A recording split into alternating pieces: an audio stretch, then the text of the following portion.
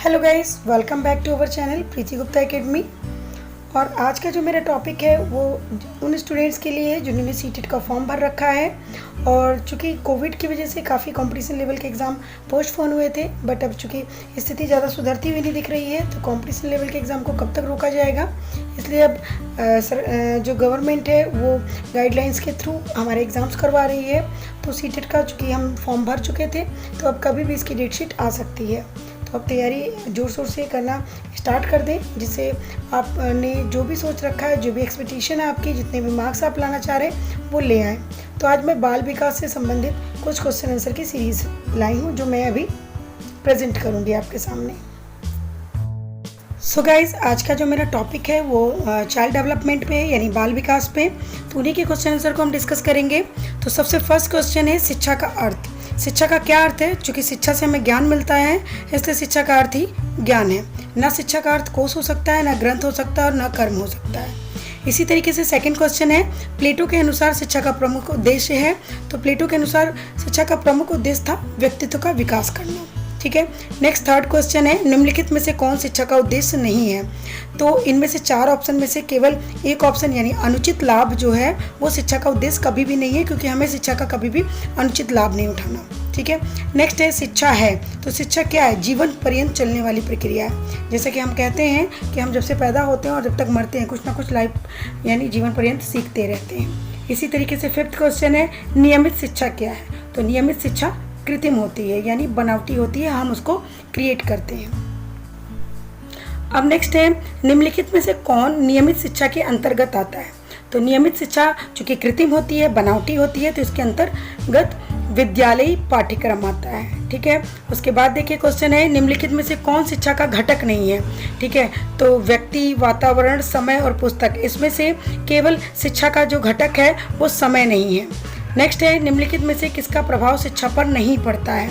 तो अब चार ऑप्शन दिए हुए हैं, उसमें से समय, समाज, धर्म, इन सब का प्रभाव शिक्षा पर नहीं पड़ता है। अब देखिए शिक्षा का सामान्य उद्देश्य निम्नलिखित में से कौन सा हो सकता है?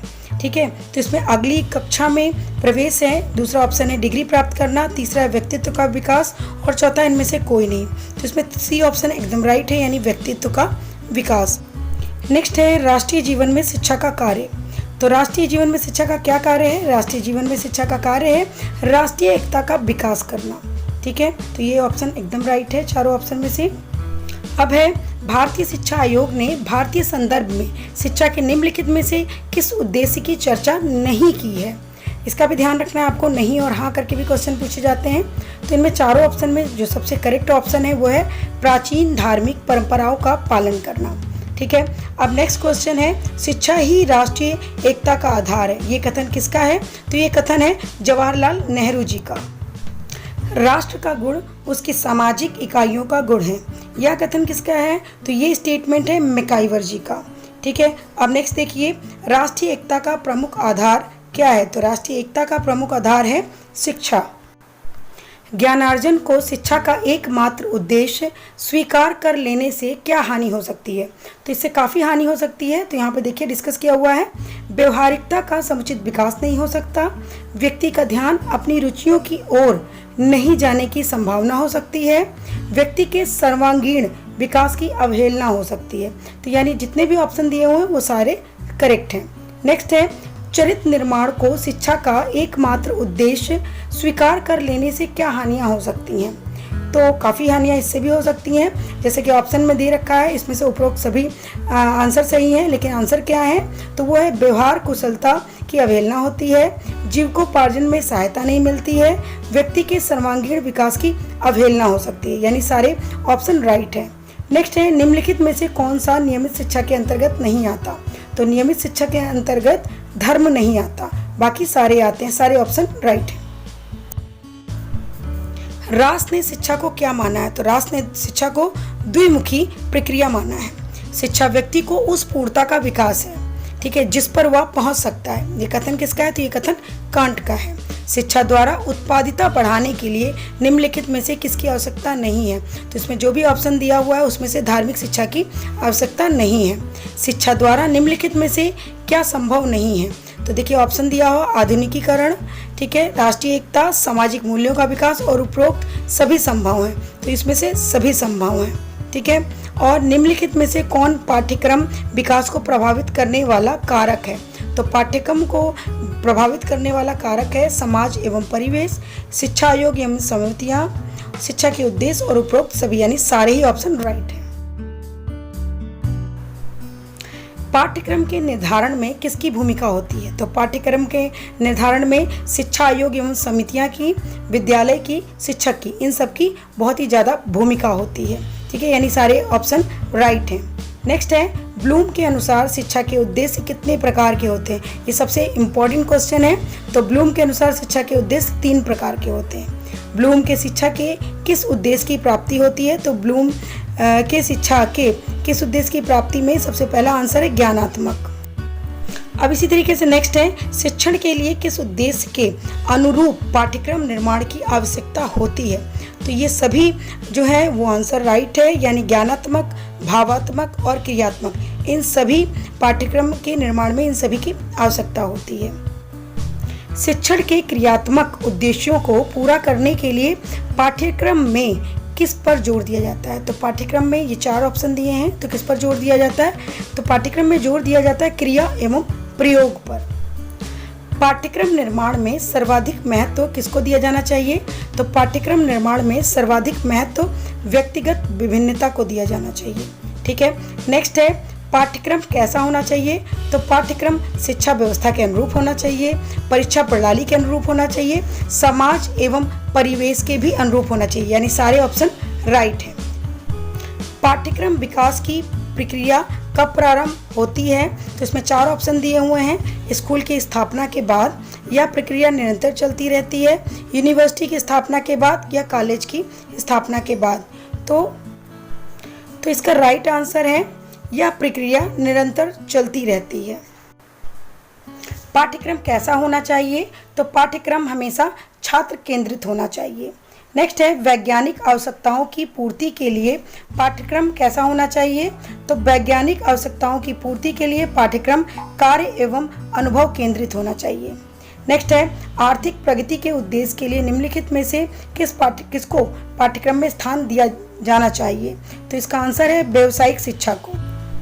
पाठ्यक्रम के उद्देश्यों की पूर्ति किसके द्वारा संभव नहीं है। तो शिक्षक की आर्थिक स्थिति इसका राइट ऑप्शन है। पाठ्यक्रम के उद्देश्यों की पूर्ति में निम्नलिखित में से कौन सहायक नहीं हो सकता है। तो इसमें खेल का मैदान है ऑप्शन, विद्यालय है, विद्यालय का भवन है और शिक्षक का व्यवहार है। तो सबसे करेक्ट ऑप्शन जो है वो है विद्यालय भवन। पाठ्यक्रम विकास का आयाम है। इसमें जो ऑप्शन है वो है अनुभव आयाम, पाठ्य वस्तु आयाम और अनुदेशन आयाम, ये सारे ही करेक्ट आंसर। किस दार्शनिक आधार पर निर्मित पाठ्यक्रम छात्र केंद्रित होता है। तो छात्र केंद्रित जो पाठ्यक्रम होता है वो प्रकृतिवाद में होता है। प्राथमिक कक्षा के शिक्षक के लिए निम्नलिखित में से किसका ज्ञान होना सर्वाधिक आवश्यक है। तो बाल मनोविज्ञान का ज्ञान होना सर्वाधिक आवश्यक है प्राथमिक कक्षा के शिक्षकों के लिए। निम्नलिखित में से किसी बाल मनोविज्ञान के अंतर्गत शामिल नहीं किया जा सकता। तो चारों ऑप्शन में शिक्षा दर्शन जो है वो राइट ऑप्शन है। बालकों के स्वभाव को समझने के लिए शिक्षकों को निम्नलिखित में से किसका अध्ययन करना चाहिए।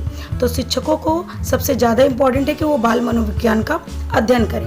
बाल मनोविज्ञान में अध्ययन किया जाता है। तो किसका अध्ययन किया जाता है बाल मनोविज्ञान में। बालक के जन्म के पूर्व गर्भावस्था से लेके किशोरावस्था तक का अध्ययन बाल मनोविज्ञान में किया जाता है। बाल मनोविज्ञान का अध्ययन निम्नलिखित में से किसके लिए सर्वाधिक आवश्यक है। तो इसमें जो ऑप्शन है उसमें सबसे जो करेक्ट ऑप्शन है वो है प्राथमिक शिक्षक के लिए। नेक्स्ट है निम्नलिखित में से किसी बाल मनोविज्ञान की उपयोगिता के अंतर्गत नहीं रखा जा सकता है। नहीं और हाँ का बहुत विशेष ध्यान रखेंगे आप लोग। तो इसमें जो ऑप्शन है वो है शिक्षक की आर्थिक प्रगति में सहायक। नेक्स्ट है निम्नलिखित में से किसी बाल मनोविज्ञान की उपयोगिता के अंतर्गत रखा जा सकता है। तो बाल मनोविज्ञान की उपयोगिता के अंतर्गत बालक के व्यक्तित्व विकास में सहायक, इस ऑप्शन को रखा जा सकता है। नेक्स्ट है निम्नलिखित में से किसका प्रभाव बालक के विकास पर पड़ता है। तो यहाँ 4 ऑप्शन दिए हुए हैं, परिवार, समाज, विद्यालय और ये सभी। तो इसमें सभी चीज का बालक के विकास पे प्रभाव पड़ता है, परिवार का भी, समाज का भी और विद्यालय का भी।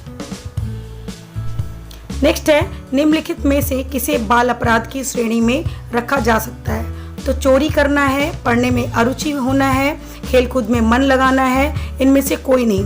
तो इसमें जो सबसे करेक्ट आंसर है वो है चोरी करना।